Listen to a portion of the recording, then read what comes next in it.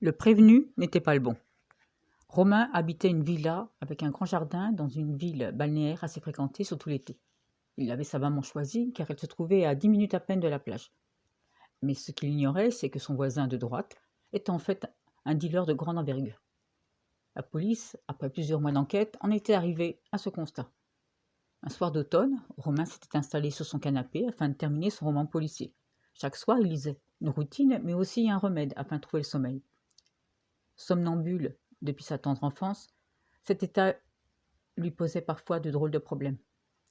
Et c'est pourquoi il refusait systématiquement de dormir autre part que chez lui.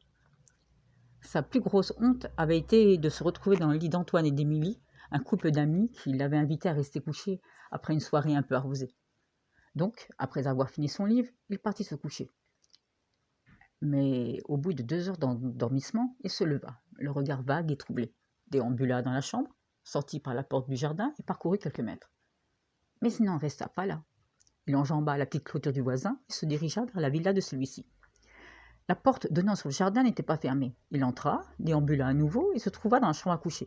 Il s'y endormit profondément. Il fut réveillé en sursaut par des coups répétés. Puis 6 policiers lui pointèrent un revolver sur le nez. Romain ne comprenait rien. Dans quel drap s'était-il encore fourré? Où suis-je? Et pourquoi la police me menace-t-elle? Monsieur Durantal, vous êtes en état d'arrestation. Monsieur Durantal, c'est mon voisin. Je suis Romain Peuplier. Mais oui, et moi je suis le pape. Vous nous prenez vraiment pour des guignols, monsieur Durantal.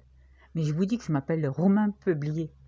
Alors, monsieur soi-disant Romain Peuplier, que faites-vous à 4 heures du matin en pyjama dans le lit de monsieur Durantal?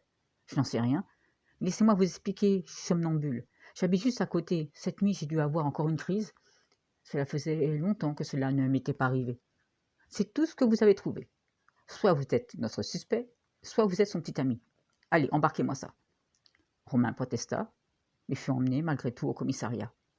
Après interrogatoire et papier d'identité trouvés dans sa véritable villa, il fut relâché sans aucune excuse. La police arrêta le coupable quelques jours après.